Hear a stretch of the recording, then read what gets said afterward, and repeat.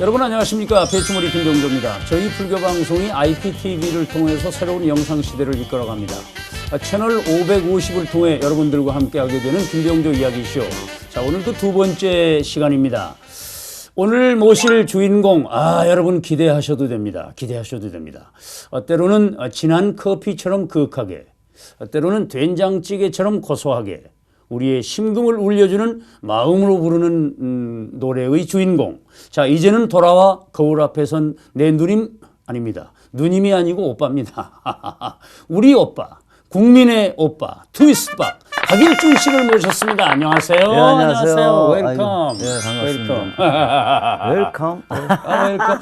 자, 박일준 씨를 보니까 예. 그 얼마 전에 그 대통령으로 당선된 미국의 버락 오바마 대통령하고 어쩜 그렇게 닮았어요, 그래?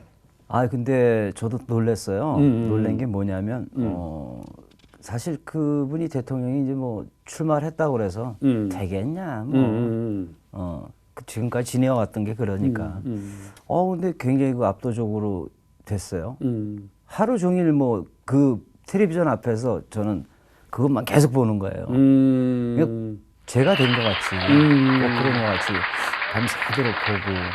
참 많은 그 어려움에 처한 분들에게 참 용기를 주지 않았나. 그 양반의 삶 자체가 참 어려운 굴곡 많은 삶이었는데 참 그 모든 걸 이겨내고 그러한 최고의 지도자가 됐다는 게 많은 그 가르침을 주는 것 같아요.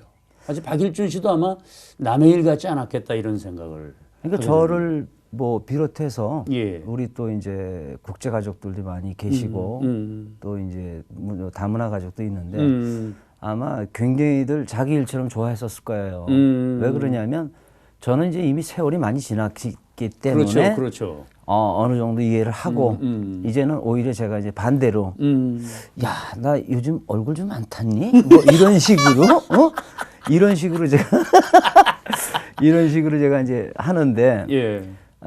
지금 이제 한국에서 와가지고 사신 지 얼마 안 되신 분들은 정말 서럽고 그랬는데 그나마 그 오바마라는 사람이 탄생을 해가지고 아마 마음이라도 위안이 되지 않았을까. 자, 우리 박일준 씨는 말이에요. 참 그 방금 전에 그 익살의 말씀도 계셨는데 참 그 그런 긍정적인 자세 참 높이 평가하는데 참 왜 참 그 가사가 참 좋고 참 왜 이어서 트위스트 박으로 지금 인기몰이 중이신데 그야말로 제2의 전성기라는 말씀 많이 안 들으세요? 그런 얘기 많이 들어요. 많이 듣는데 사실은 제2의 전성기라는 게 정말 어려워요. 내가 해보니까 그래요. 차라리 그냥 전성기 없이 그냥 뜬금없이 신인으로 나와서 뭣도 모르고 컸을 때가 그때는 가장 정말 아무 마음도 없고 했는데 이건 제2의 전성기라고 그래서 다시 나와서 하려니까 홍보 자체도 굉장히 힘이 들고 또 전부 모르는 분들만 계시고 해서 어떤 누가 이렇게 다시 나오신다 그러면 전수해주고 싶어요. 제가 가지고 있었던 거를 그대로 전수해주고 싶어요. 그게 나이 들수록 어렵다. 예. 참 살아갈수록 힘들다 이제 그런 얘기가 있는데 뭐 젊은 나이도 아니고 또 이제 한때 정말 젊지 않다뇨. 무슨 말씀이세요? 우리나라를 흔들 정도의 인기를 누리다가 또 이제 공백을 이렇게 가졌다가 다시 재기한다는 게 쉬운 일이 아니었는데 아무튼 축하의 말씀드리고 최근에 그 트로트 음악의 경향이라고 그럴까 아주 밝아졌어요. 이게 경쾌한 리듬 또 노랫말도 아주 좀 긍정적인 노랫말이 이렇게 많이 이렇게 나오고 있는 이유는 박일준 씨 영향이 아닌가 이런 생각이 들어요. 그 노래 하시다 보면 내가 박일준 씨 노래를 듣고 내가 아주 큰 희망과 용기를 얻었다. 그런 경우가 많을 텐데 혹시 그런 경험 있으시면? 처음에는요. 제가 이제 이 가사를 가지고 나왔더니 안 좋아했었어요. 왜냐면 제 이미지가 뭐 예를 들어서 뭐 소울도 하고 이 팝을 하던 친구인데 어떻게 저런 노래를 갖고 왔냐. 그것도 이제 모든 걸 다 삭제하고 소주 먹고 양주 먹고 이게 무슨 그런 가사가 있냐. 어휘도 안 맞는다. 뭐 이런 얘기를 많이 해요. 그래서 속으로 너나 잘해라. 그렇게 하고 이제 제가 열심히 했는데 그 당시에 그걸 가져 나왔을 때는 정말 힘들었던 게 이게 어떻게 보면 누구는 잘 살고 누구는 못 사냐. 양극화 현상. 양극화 현상을 제가 가지고 나왔기 때문에 아마 풍자적으로도 노래를 했지만은 그래서 아마 방송 쪽에서 조금 힘들었었어요. 실은. 근데 이제 이제서는 전부 다 이제 아시고 참 시원하다. 노래가 참 시원하다. 이제 가사의 내용을 아시고 시원하다. 그러고 후배 가수들도 이제 자기들도 이제 그렇게 한번 좀 되지 않을까. 그러니까 어려운 분들의 마음을 대변해 주는 노래다. 예. 이제 그런 걸 이제 뒤늦게 아시고. 근데 이제 너무 이제 요즘에 또 직접적으로 들이대는 가수들이 많기 때문에 그런 거는 조금 좀 지양 좀 했으면 좋겠고. 현실에 있는 노래를 하다 보니까 후배들도 이제 요즘 가사들 보면 재밌어요. 막 뭐 미쳤대든가 뭐 죽인대든가 뭐 이런 것도 있어요. 그러니까 사실은 그 늘 생활에서 쓰는 가사 내용의 말인데 그걸 가사로 들으면 굉장히 어색하고 이상한 거죠. 아, 그러면. 예. 그러면. 그게 참 노랫말도 조심해야 되겠다. 이런 차제 이런 말씀이 계시고. 참 방금 전에 그 오바마 대통령 당선과 관련해서 그 다문화에 관한 말씀을 하셨는데 우리 사회가 이제 다문화 가정 사회로 이제 옮아가고 있는 중이란 말이에요. 그 이제 우리 박일준 씨 같은 경우는 다문화 가정의 1세대라는 그 표현이 이제 적합할 텐데 최근에 참 그 의미 있는 일을 하신다고요. 베트남 그 혼혈아를 위한 뭐 특별한 사업도 계획 중이시라고 말씀드렸습니다. 글쎄 계획은 제가 많이 하고 있는데 사람이 또 그렇더라고요. 제가 이제 오랜만에 이렇게 나와서 한 2년 좀 넘게 했는데 조금만 더 알려지면 제가 그걸 완전히 가서 이렇게 해야 되겠는데 그거보다도 이제 저가 하는 일에 대해서 저 혼자는 못하지 않습니까? 그러니까 어떤 다른 여러분들이 좀 도와주셨으면 참 좋겠고 사실 그 월남에도 그 한국인 혼혈아가 많아요. 한국인 혼혈아. 그러니까 저같이 외국인 혼혈아가 아니고 한국의 아버지가 씨앗을 만들어 놓은 혼혈아가 있지 않나. 그렇죠. 그건 저희들이 책임을 져야 되거든요. 나라에서 책임을 못 지면 다만 진짜 뭐 저 같은 사람이라도 정말 이렇게 우리 대한민국에 오고 싶어를 많이 하거든요. 오고 싶어서 아버지도 찾아주고 뭐 찾을 수 있으면 아마 그 아버지들이 지금 거의 뭐 60대가 넘으셔서 뭐 어느 정도 이해를 하실 수 있는 그런 나이이기 때문에 아마 좀 그런 걸 좀 제가 좀 신경을 많이 써야 될 것 같아서 그런 얘기를 좀 말씀드리고 이 방송을 보시고 좀 도와줄 수 있으시면은 좀 도와주시면은 큰 힘이 될 거야. 참 그 간과하기 쉬운 부분인데 이렇게 어려운 부분까지 이렇게 다독거려 주셔서 감사의 말씀드리고 자 BBS와 BBS TV가 함께하는 김병조 이야기쇼 첫 번째 코너는 지난주에 보셔서 아시겠습니다만은 오해와 이해라는 코너입니다. 보이는 것만이 다가 아니다. 미처 발견하지 못한 스타의 뒷모습을 좀 알아보는 시간인데 우선 그 박일준 씨 본인이 생각하기에 사람들이 이런 부분은 좀 나에 대해서 잘못 알고 있는 것 같다. 이런 기회 좀 밝혀줄 수 있다면. 그래서 지금은 이제 많이 좀 알려졌기 때문에 여러분들이 뭐 그런 걸 안 하지만 이제 좀 죄송합니다. 어린 애들이 무슨 뭐 어느 장소를 갔다든가 뭐 엘리베이터를 타고 갔다든가 저를 빤히 보고 쳐다보고 있어요. 왜 쳐다보니? 아저씨가 한국말을 너무 잘하니? 그럼 이제 애들이 오해를 하고 있는 거죠. 이제 외국 사람인 줄 알고 그 전에도 그런 일이 있었고 그리고 이제 한편으로는 또 제가 이제 그 영화를 했었잖아요 옛날에요. 영화 배우를 했었지. 제가 영화 제작은 안 했거든요. 근데 어떻게 영화 제작을 했다고 그래서 제작하시는 분한테 정말 죄송하고 그런 오해가 좀 있었고 지금은 이제 사실은 오해라는 것보다도 어린이들이 그렇게 막 하고 좀 모르시는 분들도 계시잖아요. 젊은 분들이. 그러면 뭐 저 같은 경우에는 참 이제 그런 또 오해가 또 있었어요. 어떤 오해냐면 이제 음주 단속에 제가 딱 걸렸어요. 뭐 이제 조사를 하니까. 근데 전경이 탁 나타나더니 하이 탁 그러는 거예요. 그래서 그래요. 이제 훅 불었어요. 그랬더니 근데 내가 속으로 어떻게 생각했냐면 이젠 전경이 나를 알는구나. 이건 다 컸다 이제. 이젠 다 컸다. 그래서 딱 불었더니 뭐라냐면 가면서 땡큐 딱 그러는 거예요. 그래서 아차 싶더라고. 이거 저 사람이 날 미국 사람으로 착각을 했구나. 그 생각이 드는 거예요. 그래서 아, 이런 오해도 있었고, 하여튼 오해라는 건 굉장히 많이 있는데 요즘 들어서 저도 그래요. 저도 제가 이렇게 운동을 해야 되겠다 싶어서 네. 제가 마라톤을 하는데 마라톤 하세요? 갑자기 이렇게 몸이 빠지니까 뭐 중병에 걸렸다, 뭐 당뇨에 걸렸다, 뭐 여러 가지 얘기가 많아요. 잘못 알려진 부분이 참 많아요. 예, 그리고 또 운동을 열심히 해서 그야말로 힘들어서 뺐는데 뭐 심지어는 나보고 배추가 시래기가 됐네, 뭐 이러고. 그 시래기도 맛있지 않습니까? 그럼 예, 예. 배추는 시래기가 좋습니다. 그거 말려가지고 딱 해가지고 된장에다 아까 말씀드린 바글바글 된장국.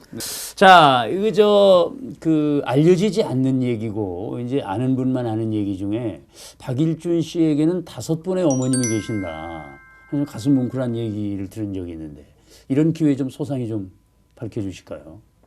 예, 저 이제 5분의 부모님이 저를 낳아주신 부모님 2분, 길러주신 부모님 2분, 또 저를 지금 같이 이렇게 살게 해주신 우리 장모님.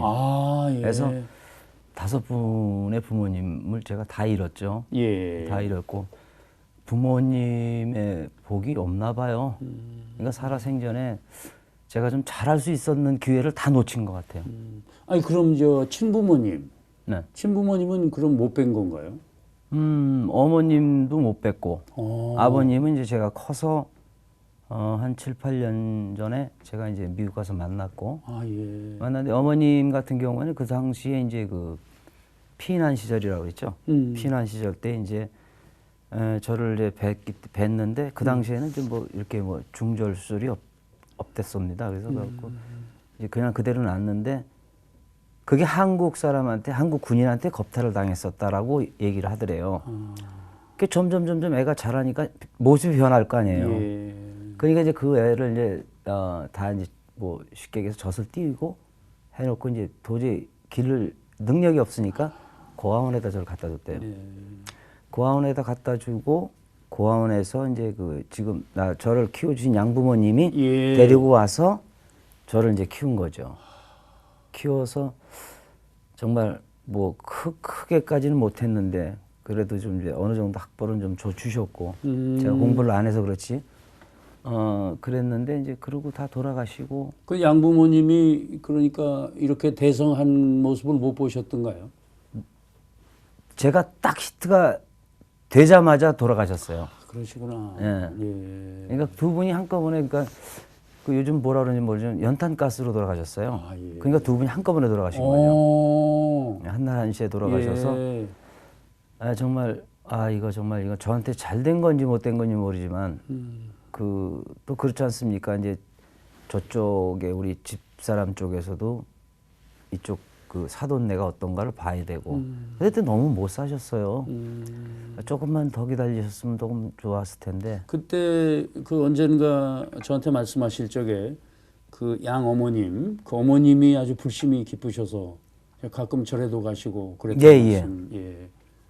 그 굉장히 기쁘셔요. 기쁘셔가지고 뭐 거의 뭐 그 당시에 없으시면서도 꼭 그 생활이 어려우시면서 여름에도 꼭 절은 가셨어요.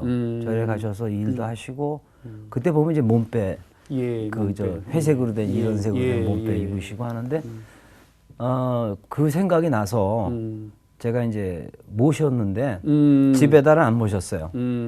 절에다 모셨어요. 절에다가. 지금까지 절에 모셨어요. 그러세요. 왜 그러냐면 그 핑계로 제가 절을 가야 되잖아요. 어머님 제사도 지내야 되고 또 백중단에도 가야 되고 가야 되기 때문에 그 핑계로 저는 절을 가고 싶은 거죠. 가서 어머님도 뵙고 아버님도 뵙고 또 우리 또 주지 스님하고 또 재밌는 얘기, 세상 돌아가는 얘기도 하고 밥 맛있게 먹고. 참 지금의 박일준 씨가 있기까지에는 참 그런 그 양부모님의 헌신적인 사랑이 있었기 때문이다. 그럼요. 저는 죽어도 못 잊습니다. 못 잊고 제가 어느 방송에선가 제가 한번 부모님을 용서를 못 한다고 제가 했었어요. 근데 그 난리가 났었습니다. 인터넷에서 난리가 났는데 전 솔직한 제 심정을 말씀을 드렸는데 그게 이제 생방송으로 나가다 보니까 왜 어떻게 부모님을 이해를 못하냐. 그래서 저는 그랬어요. 낳아주신 부모님은 부모님이 아니다. 나를 낳아서 길러줘야 그게 부모님이지.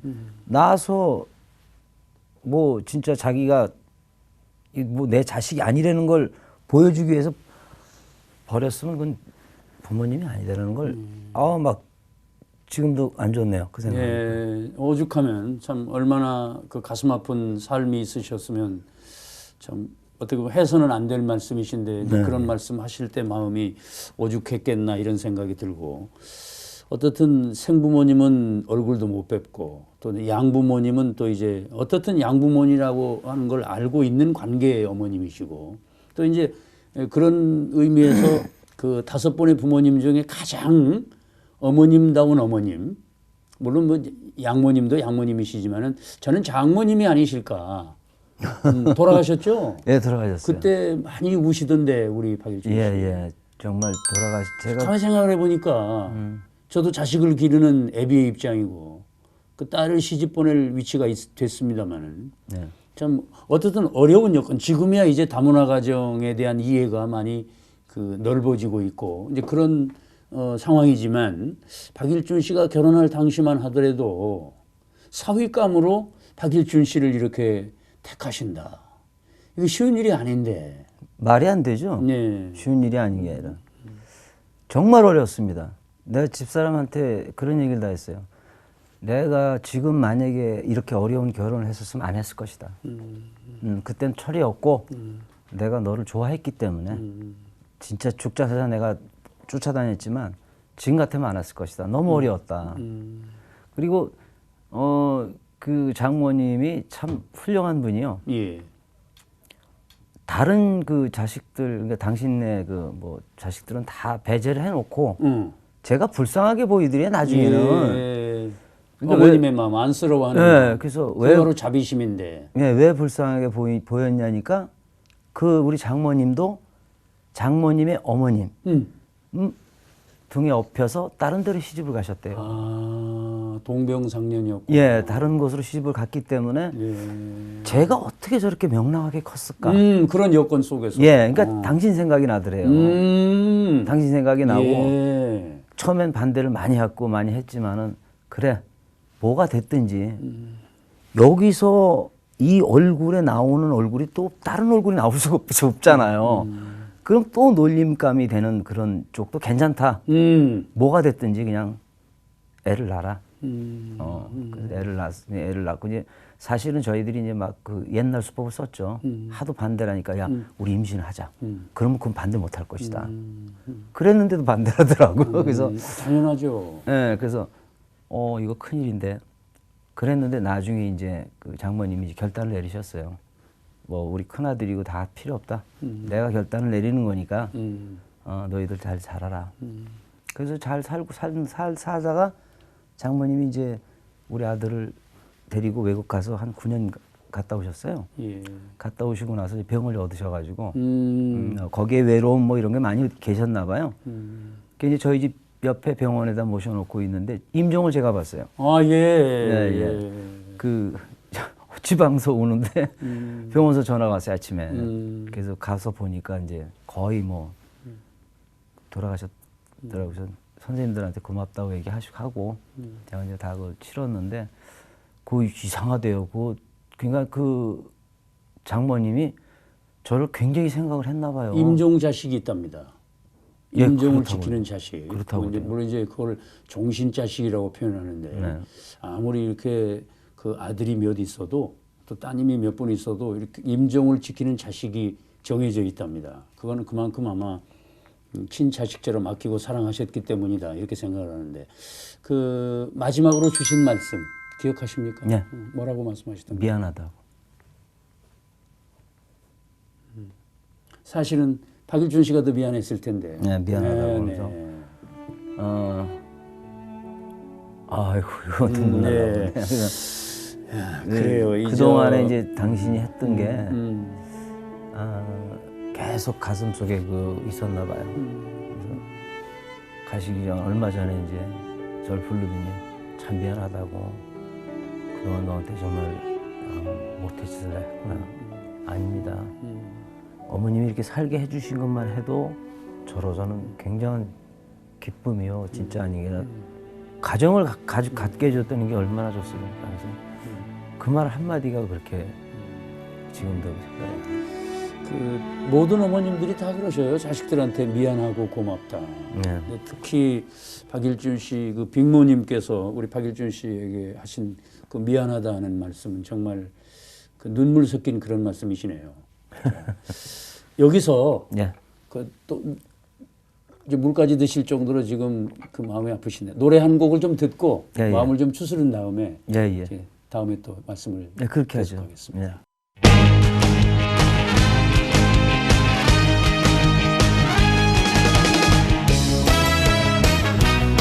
자, 새로 나온 신곡입니다. 트위스트바 여러분 많이 사랑해 주시기 바라겠습니다.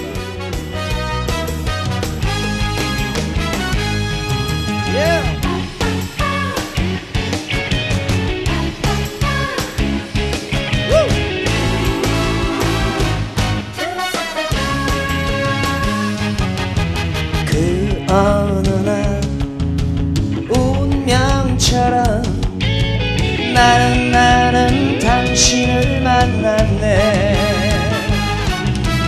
이리 보고 저리 봐도 너무 좋은 내 사랑 당신.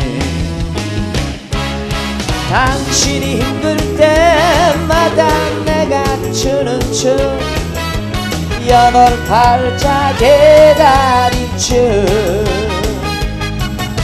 당신이 기분 좋을 때 내가 추는 춤 신나는 트위스트 트위스트.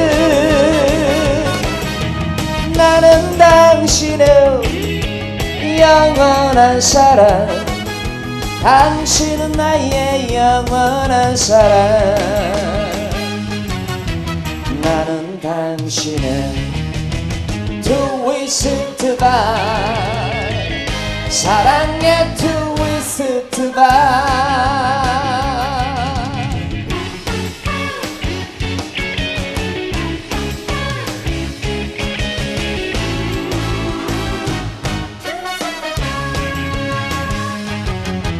그 어느 날 운명처럼 나는 당신을 만났네.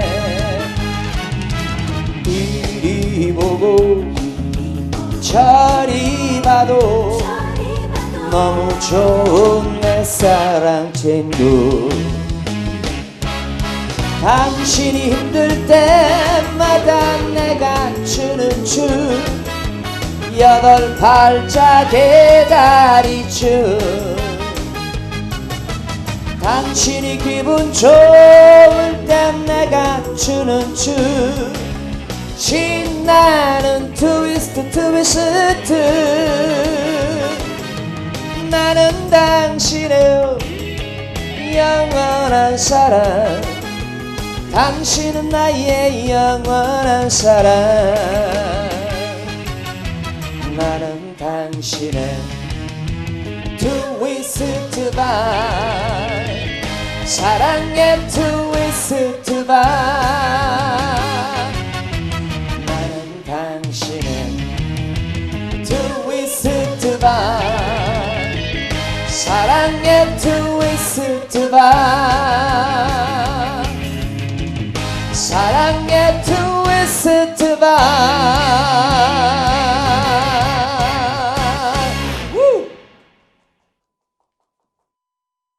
BBS와 BBS TV를 통해 여러분들과 함께하고 있는 김병조 이야기쇼 박일준 씨와 함께 참 눈물 섞인 말씀 함께 나누고 있습니다.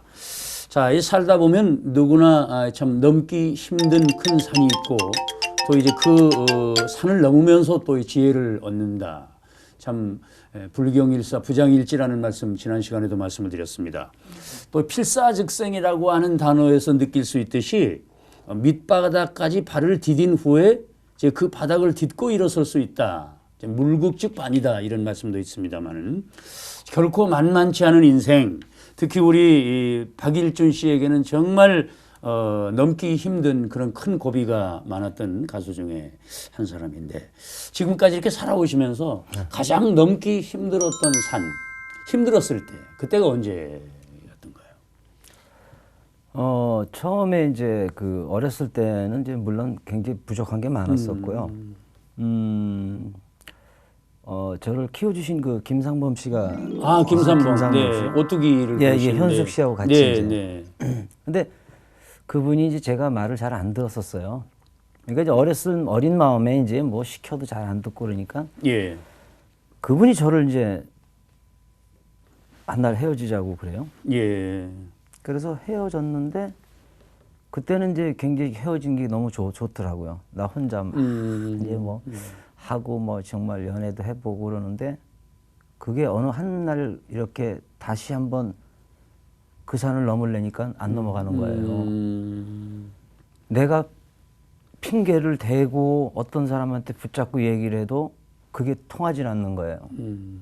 그러면 저는 이제 여기서 가수 생활이 끝나는구나. 가수 생활이. 왜 그러냐면 모든 분들이 이제 그 생각할 때 저런 아이를 정말 훌륭히 키워놨는데 저 아이를 그만뒀을 때는 오죽해서 그만뒀겠냐라는 생각들을 다 가지고 계신 거예요. 예. 그거를 변명을 하니까요. 변명이 되질 않더라고요. 제가 막 진짜 있던 얘기를 해줘도 근데 어떤 분이 그런 얘기를 해요. 가만히 있어라. 가만히 몇 년만 있어라. 가만히 몇 년 있었던 게 그렇게 오래 갔던 거예요. 예. 오래 가고 그래서 결국 그 산을 못 넘었어요. 넘지 못하고 정말 14년이라는 그 시간이 그냥 이제 공백이 가버린 말씀을 거예요. 정리하면 김상범 선생이 뒤에서 이렇게 도와주시다가 예. 이제 헤어지시게 된 거죠. 예. 그러면서 이제 혼자 이제 활동을 이렇게 그야말로 사막에 던져진 그런 상태여서 처음에는 참 둘이 있다가 이렇게 혼자 하게 되니까 마음이 편했는데 세월이 흐를수록 이제 점점 이제 힘들어져가는 과정을 말씀하시는 건데. 근데 왜 그러냐면 그때는 철도 없고 그냥 누가 그렇게 키워주나 보다. 또 다른 사람한테 가도 그렇게 키워줄 것이다라고만 생각을 했죠. 네. 생각을 했는데 그게 결국은 아니더라고요. 이 참 세상이 이렇구나. 그래서 그게 이제 제가 변명을 하다가 뭐 하다 못해서 못했습니다. 근데 이제 91년도에 이 양반이 저를 찾아왔어요. 그때가 뭐냐면 이제 언체인 멜로디라고 해가지고 제가 오지나라고 해서 첫 번에 그 앨범을 냈잖아요. 근데 그 노래가 고스트가 다시 사랑과 영원이 된 영화에서 주제가가 됐었어요. 그래갖고 그때 날 또 찾아오신 거예요. 야, 같이 또 할 수 없겠니? 정말 반갑더라고요. 나는 생각지도 않았던 건데. 그래서 그때 또 마침 또 예전에 그 했던 판이 약 한 3만 장이 또 나갔어요. 그러니까 저는 참 운이 좋은 거예요. 남의 노래 가지고 일단 성장을 했는데 또 남의 노래가 또 폭발이 된 거예요. 그래서 그분하고 같이 하다가 제가 그때 또 못되게 술 장사를 했잖아요. 그래서 거기서 망가져가지고 그 판이 또 다시 그 앨범이 죽었어요. 죽고 나서 또 14년 그냥 고전 말고 14년을 그냥 허송세월 한 거죠. 허송세월 하면서 돌아가시고. 그래요. 그 김상범 선배. 돌아가시고. 오뚜기처럼 살아오신 그분 말씀이신데. 아무튼 부침이라는 게 있기 마련이니까 뭐 고기압이 있으면 저기압이 있고 또 저기압이 있으면 고기압이 있고 행복도 영원하지 않고 불행도 영원하지 않다. 이런 게 모든 선인들의 가르침인데 그러한 많은 어려움을 통해서 그래도 이렇게 지금의 박일준 씨가 있을 수 있도록 그 힘이 돼준 분들은 어떤 분일까요? 그건 틀림없이 가정이죠. 가정이고, 전 늘 고마운 게, 그때만 해도 저 같은 사람을 좋아해서 결혼을 해서 전 그랬어요. 임신을 했어요. 아들, 딸 구별하지 말아라. 나를 위해서 낳아준다는 자체만 해도 나 고맙다. 그리고 애를 만약에 낳아서 애가 커서 학교를 다니면서 나하고 똑같은 놀림을 받을 것이다. 아무래도 색소가 틀리고 생김이 틀리다 보면 그랬는데도 불구하고 정말 지금까지 꿋꿋하게 정말 저를 뒤에서 그냥 너무 고마운 사람이에요. 저는 그 박일준 씨 얘기를 들으면서 박일준 씨 부인이야말로 그야말로 조강지처다. 이게 조강지처라는 게 첫 부인을 조강지처라고 하는 게 아니고 술찌개미 조자에 기어강자를 써서 그야말로 어려움을 함께 나눈 아내. 예. 그리고 고생을 함께한 아내. 그 어려웠을 때 곁을 지켜준 아내를 이제 조강지처라고 하는데 박일준 씨 부인이야말로 그야말로 언필칭 그건 조강지처다. 정말 참 훌륭한 분이다. 그 어려운 여건 속에서 사랑의 힘이라는 게 참 위대하다. 이런 말씀을 참 확인하게 되네요. 그 참 정말 고마운 사람이에요. 다시는 그런 사람 못 만날 것 같아요. 참 더 이상의 말씀이 없네요. 다시는 그런 사람 만나기 힘들 것 같다. 아무튼 이게 어려운 일을 통해서 지혜를 얻기 마련인데 참 이제는 아까도 말씀드렸습니다만 돌아와 거울 앞에선 내 오빠 같은 우리 박일준 씨. 그동안에 많은 어려움을 통해서 얻은 그 지혜라고 그럴까? 그 인생 철학이라고 그럴까? 근데 희한하게요. 예. 그 지금 또 제 일을 봐주는 친구가 저랑 약속을 했어요. 형님 술을 안 드신다 그러면 일을 제가 하겠습니다. 오. 매니저가. 아, 그 훌륭한 매니저네요. 근데 그 매니저를 제가 그 매니저가 15살 때 만났어요. 어떤 관계예요? 김상범 씨 조카예요. 그래서 깊은 인연이다. 이런 인연이 어딨나. 예. 그래서 제가 생각할 때는 그분이 돌아가셔서 환생을 한 건지 아니면 너가 좀 도와줘라. 걔 불쌍한 애다. 네가 안 도와주면 누가 도와주겠느냐. 그래서 제가 이제 항상 우리 매니저한테 미안한 건 뭐냐면 15살 때 제가 술을 먹였어요. 왜? 내가 15살 때 먹었으니까 너도 15살 때 배워라. 아, 그래갖고 지금도 그렇게 술을 좀 먹긴 먹는데 이게 저 때문에 배웠다고 그래서 그 어머니한테도 내가 한참 혼도 났는데 예. 아마 그런 인연은 사실 없을 것 같아요. 자, 이번 순서는 스타의 살아온 인생을 총정리하는 나의 자서전 시간인데 남다른 인생을 살아오신 우리 박일준 씨다 보니까 자서전을 쓴다면 아마 10대권을 써도 모자라겠다 이런 생각이 듭니다. 어린 시절 얘기부터 좀 들어볼까 하는데 서러움도 참 많았죠. 아까 언뜻 말씀을 하셨는데 그 어린 시절에 그럼요. 어린 시절에 겪었던 서러움 한 말씀만. 통틀어서 그 나쁜 건 전부 저였었어요. 그 동네에서. 좋은 건 뭐 표시도 안 나고. 예. 그러니까 사람이 그래요. 저 혼자 이제 지내면서 제가 집도 한 10번 뛰쳐나왔는데 예. 왜 나한테는 형제가 없을까? 또 그때는 저희들 어렸을 때는 형제들이 많았잖아요. 다른 친구들 보면은 왜 그렇게 없을까? 그게 뭐 늘 혼자니까. 그래서 하도 이제 제가 이제 그때는 뭣도 모르고 속을 새기는 거죠. 괜히 삐뚤어지는 거죠. 남이 좋다 그러는 건 난 싫다. 뭐 이런 식으로 해서. 그러니까 우리 어머니가 양어머니가 저를 15살 때 담배를 사주시더라고요. 왜 그러냐면 이 담배를 사주면은 말을 잘 듣겠지 하고 담배를 사주셨어요. 아버지 몰래. 근데 뭐 담배 사준다고 해서 그 말이 들립니까? 그래서 하여튼 15살 되던 해에 그때가 참 못됐죠. 근데 하도 얘 말을 안 들으니까 그 양어머니가 우리 친어머니 사진을 내놓는 거예요. 내가 너희 엄마가 아니고 이게 너희 엄마다. 그때 처음으로. 예. 그래서 이렇게 보니까 비슷한 것 같기도 하고. 그래서 이걸 왜 나한테 내놓냐고. 지금이라도 나가라 이거예요. 그렇게 말을 듣지 않으려면. 예, 지금이라도 나가라 이거죠. 너희 엄마 찾아가라 이거예요. 그 얘기 들을 때 정말 황당하더라고요. 어떻게 해야 되나. 그때부터 오히려 반발심이 더 생기더라고요. 그래서 뭐 정말 싸움도 많이 하고 정말 그 서대문에 제가 살았거든요. 예. 저 모르면 진짜 뭐 간첩일 정도로 그렇게 제가 활동을 많이 하고 다녔어요. 뭐 그렇다고 나쁜 짓 한 건 아니고 예. 애들하고 어울려서 이제 했는데 아무튼 그때부터 그 삶이 막 그 놀림 받으면서 하는 게 저한테는 이제 익숙해졌어요. 왜 익숙해졌냐면 그때부터 술 마신 거예요. 술이 제 친구가 돼버렸어요. 그래서 그 어린 나이에도 그 술을 마시면서 나 혼자 막 방황을 하고 집이 근처인데도 안 들어가고 산에서 자고 뭐 또 애들하고 어울려서 뭐 학교도 졸업도 못할 지경까지 이르렀었으니까 뭐 그때는 말도 못했죠. 참 그 부모님 마음고생이 많으셨겠네요. 그러니까 저는 참 그 부모님 참 세상에 둘도 없는 부모님 같아요. 물론 부모님이 둘이 있다는 건 말이 안 되지만 제가 이렇게 생겼는데 뭐 시장 같은데 이렇게 이제 학교 다녀오잖아요. 그러면 사람들이 막 놀려요. 야, 저건 누구 지나간다. 어? 저 혼자밖에 없으니까 우리 생긴 사람이. 그러니까 그때 어머니가 태가 난다고 머리를 빡빡 깎아놨어요. 저를. 머리 꼬부라지지 말라고. 그래도 뭐 윤곽이 어디 가나요? 그러면 야, 누구 지나간다면 제가 싸워요.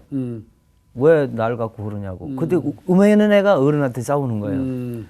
그럼 저희 엄마한테 가서 일러요. 엄마 시장에 뭐 파는 사람이 날 보고 놀렸어. 그래? 그 여자가 널 놀렸어? 그거 쫓아가요. 그 여자가 무지하게 싸워요. 네가 밥을 줬냐 옷을 해줬냐 왜 얘한테 뭐라 그러냐 한 번만 더 그러면 넌 가만 안 내버리겠다. 그러니까 그런 부모가 어디 있겠어요. 그분이 아마 전생의 어머님이셨나 봐요. 예. 전생에. 그렇게까지 하면서 저를 키웠는데 제가 그렇게 말을 안 들으니까 결국은 그 후에 보여주려고 했던 걸 미리 보여주신 거예요, 저를. 거기서 더 타격을 더 입은 거죠. 그리고 더 그러다가 이제 소고생했어요. 어떻게 가수가 되신 건가요? 제가 평소에 이제 음악을 참 좋아했었어요. 뭐 이상하게 음악이 좋더라고요. 그래서 이제 기타를 이제 어떻게 억지로 해서 이제 남의 기타를 배워가지고 기타를 이제 구입을 해서 기타를 이제 치게 됐었어요. 기타를 한참 치다 보니까는 동네에서 기타 치는 사람 나밖에 없는 거예요. 그러니까 내가 잘 나가는 거예요. 막 나가 있어야 여러 가지로 잘 나갔군요. 나가 있어야 애들이 노는 거예요. 이것도 하고 내가 있어야. 그래서 뭐 이제 그런 식으로 해서 음악을 하다가 결국 이제 20살 때인가 제가 그때 이제 그 친구들하고 거울려서 그룹을 만들었어요. 이제 청평이라는 곳에 가서 그 동네 사는 친구들하고 어울려서 그룹을 만들어서 이제 그때는 오디션이 있었거든요. 미군 부대 들어가려면 클래스를 받아야 되니까. 아, 그럼 아무나 들어가는 예. 그래서 저희도 클래스를 받아서 이 미군 부대 들어가서 음악을 시작하고 일반을 이제 몇 년 후에 나와서 하게 됐는데 그때 김상범 씨가 저를 본 거예요. 그룹 하는 모습을. 누가 소개를 해서 저 이상하게 생긴 애가 노래 참 잘하니까 한번 가봐라. 딱 와서 보니까는 그때 당시에 그분이 후배를 키우려고 그랬었대요. 그래서 저를 이제 딱 찍어서 이제 제가 이제 그때부터 그래가지고 데뷔를 이제 해서 77년에 오지나 네. 또 79년에 잘가요, 80년에 아가씨, 81년에 누나야를 발표하면서 진짜 그 인기 가수로 이제 활동을 하다가 80년대 초반에 뭐 저랑 같이 코미디 프로그램도 많이 하셨습니다만 영화의 주인공으로도 한 4편 정도 했죠. 얼굴이 잘생기셨으니까. 아니요, 근데 그거는 틀리더라고요. 영화에 출연하시게 된 계기는 어떻게 됩니까? 그때는 이제 처음에 이제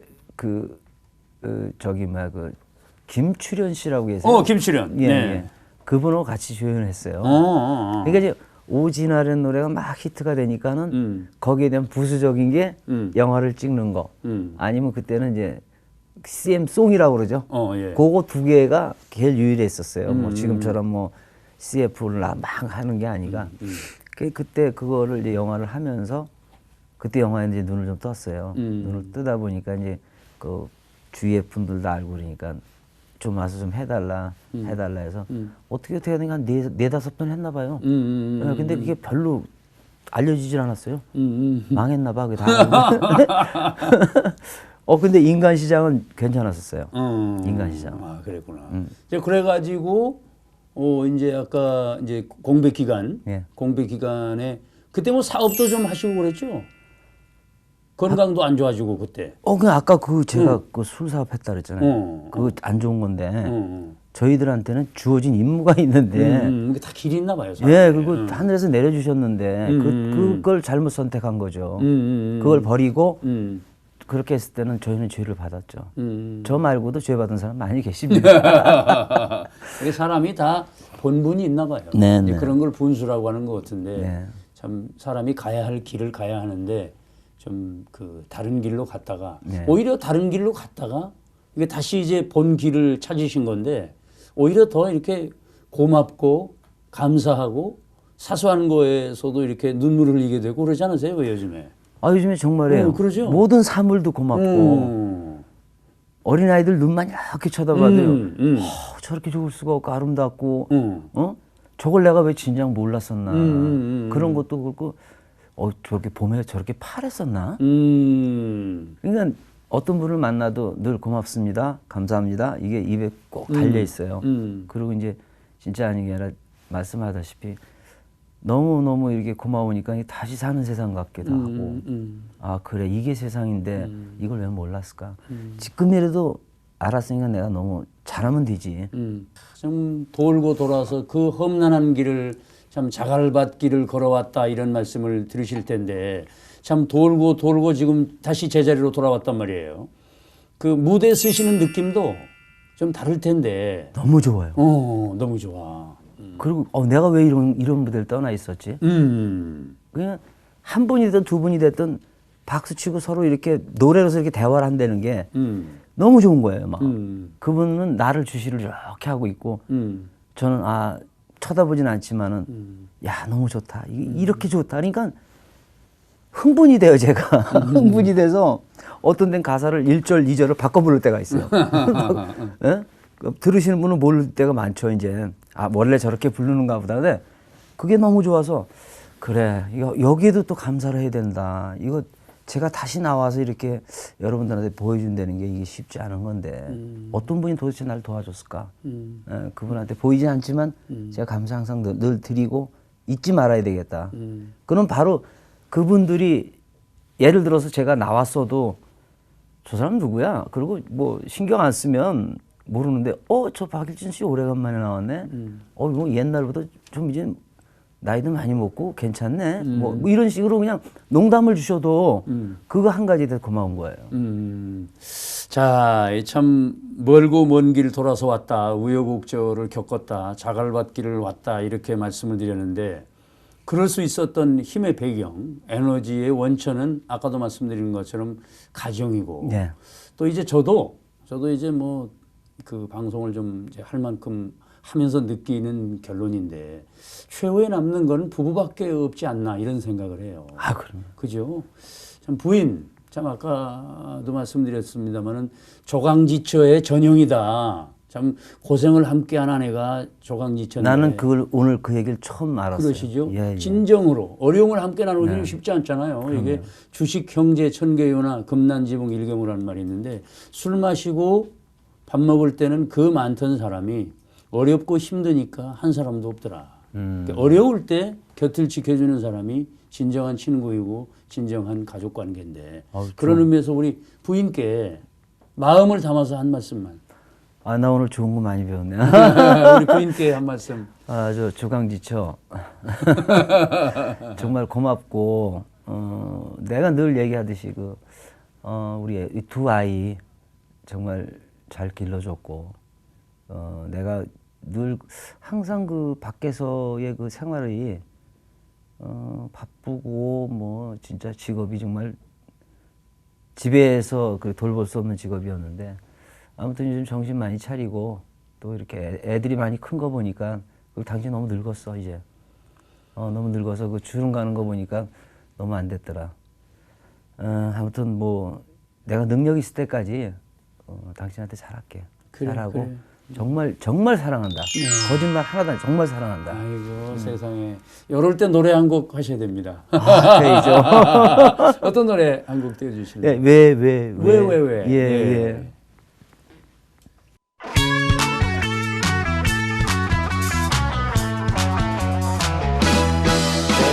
여러분이 좋아하시던 노래 있습니다. 왜 해드리겠습니다.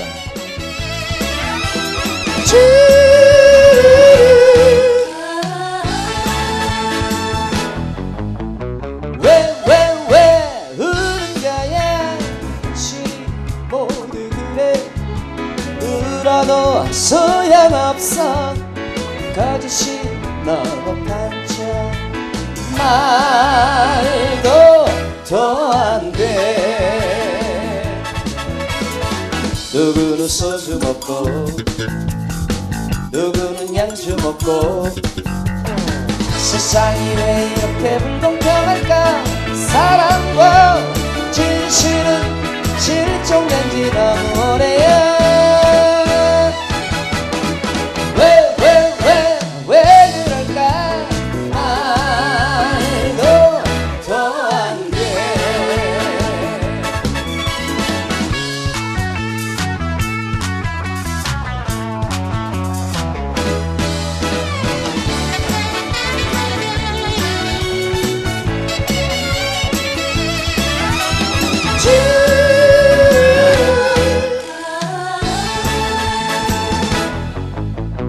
왜 우는 거야 현실을 왜난 말아 울어도 소용없어 거짓이 너무 반짝 말도 더 안돼 누구는 버스 타고 누구는 택시 타고 순진한 우리들만 한숨을 쉴까 목소리 큰 사람 저 잘났다 오겠구나 왜 그럴까 말도 더 안돼 누구는 소주 먹고 누구는 양주 먹고 세상이 왜 이렇게 불공평할까 사랑과 진실은 실종된 지 너무 오래야 왜 그럴까 말도 더 안돼 말도 더 안돼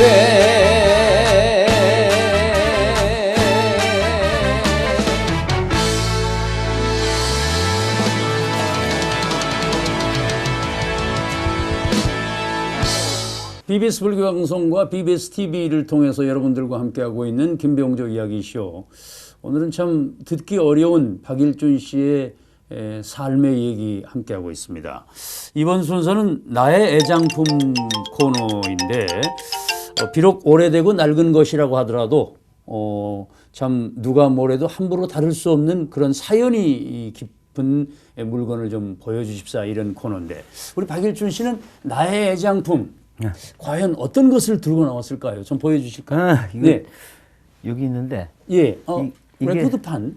예, 이게 지금 이렇게 30. 좀 이렇게 좀 보여주시면 예. 제가 예. 예. 이거 좀 야 이게 지금 이분이 김상범 선생 예. 오뚝 부른 김상범 선생이고 이제 이분이 바로 이제 박일준 씨인데. 저 안 갔죠. 이게 몇 년 된 판입니까? 그게 32년 됐습니다. 아까 말씀 77년. 예. 77년. 야, 이 가보다 가보. 야. 그때는 머리가 예. 지금은 마이클 잭슨이잖아요. 예. 그 당시에는 잭슨 5라고 해가지고 잭슨 그 5. 오형제가 그 그룹 했을 때 예. 벤이라는 노래가 있었어요. 벤다 투아바스 그거를 제가 흉내를 내서 머리를 그렇게 길렀던 거예요. 예. 그쪽 친구들 그래가지고 예. 그때 그룹 막 할 때니까 괜히 저렇게 길러보고 싶더라고요. 예, 지금 저렇게 기르려면 못 기를 것 같아요. 야, 이거 진짜 요즘 CD가 요즘 형태인데 이런 이걸 뭐라 그러죠? 이게 LP. LP라고. 이거 잘 간직하셔야 되겠습니다. 예, 그럼 전 끝까지 간직해야 돼요. 그러면요. 김상범 씨 계시기 때문에 사진이나마 또 저한테 이게 내줬기 때문에 평생의 은인이시고 예. 평생의 은이신 우리 김상범 선물교와 함께한 오진아라는 우리 레코드판이 애장품이고 자 이번 순서는 그 맞춤 명심보감이라는 코너인데 스타의 인생을 명심보감 구절로 풀어보는 시간이에요. 왜 짧은 명심보감 구절로 긴 인생을 함축하기는 뭐 쉬운 것은 아니지만은 사연 많은 인생을 통해서 우리가 배울 점이 있지 않겠느냐 이런 생각인데 저는 박일준 씨를 보면서 이런 구절이 떠올랐습니다. 어떤 자효 쌍친나기요 가화만사성이라 하는 구절인데 원래 가화만사성은 아시잖아요. 근데 알아요. 원래 그 전 줄이 하나 있습니다. 대꾸로 예. 원래 자효 쌍친낙 가화만사성이라. 자효 자녀가 효도하니 쌍친이란 말은 양친이란 뜻이에요. 예, 예. 두 쌍자에 어버이 친자. 자녀가 효도하니 부모님이 즐겁고 집안이 화목하니 모든 일이 이렇게 순수하게 잘 이루어진다. 순순히 잘 이루어진다. 이제 그런 얘기인데 우리 박일준 씨가 그 참 아까 말씀드린 대로 돌고 돌아서 예. 또 참 이렇게 제2의 전성기를 누릴 수 있기까지에는 아까 말씀한 그 가족의 힘, 예, 예. 특히 부인, 예, 예. 아들, 그 아들 딸들이 참 언제 보니까 그 효성이 아주 지극합디다. 요즘 아이들 같지 않던데. 예, 애들이 착해요. 세상을 잘 모르는 거죠, 사실은. 그래서 저는 항상 그 애들한테 그렇게 얘기를 하는 걸, 남 속이지 말고, 첫째, 거짓말 하지 마라. 전 그거밖에 없어요. 약속을 잘 지키고, 그것만 가져도 사회생활 얼마든지 할 수 있다. 예, 요즘엔 전부 신용사회인데 그 크레딧이 없으면 안 된다는 얘기를 하고 아까 말씀하지만 돌고 돈다는 거에서 저는 늘 그 생각을 제가 좌우명으로 가져가는 게 세월은 다시 온다고 생각을 하기 때문에 제가 그 생각을 했어요. 봄이 오면 다시 봄이 온다. 간다란 생각을 하지 마라. 아, 그러면요. 꽃이 피고 꽃이 지면 또 꽃이 다시 핀다. 아, 그러면요. 예, 그래서 그렇게 생각을 하고 딴 사람한테도 그 얘기를 해요. 나이 먹었다고 생각하지 마라. 세월은 도는 것이다. 근데 화락, 화개, 환우락이라. 꽃은 졌다가 폈다가 다시 지고 또 다시 피는 것이다. 꽃 좀 하나 적어줘. 내가 끝나고 적어드리겠습니다. 예, 예. 자, 이런저런 말씀 나누다 보니까 벌써 또 아쉬운 작별의 시간이 된 것 같습니다. BBS TV 그리고 BBS 불교방송만이 함께할 수 있는 정통 토크쇼 김병조 이야기쇼. 오늘 그 두 번째 여러분들과 함께했습니다. 박일준 씨의 정말 진솔한 정말 눈물 나는 얘기를 들으면서 다시 한번 박일준 씨를 새로 보게 되는 그런 좋은 기회였다고 생각하는데 아무튼 건강하셔야 됩니다. 아, 그럼요. 건강하셔야 돼요. 가족들을 위해서. 예, 예. 박일준 씨만 바라보고 사시는데. 아유, 부담가. 자, 진솔한 얘기 풀어주신 박일준 씨에게 깊은 감사의 말씀을 드리면서 저희들은 다음 이 시간에 또 뵙도록 하겠습니다. 여러분 감사합니다.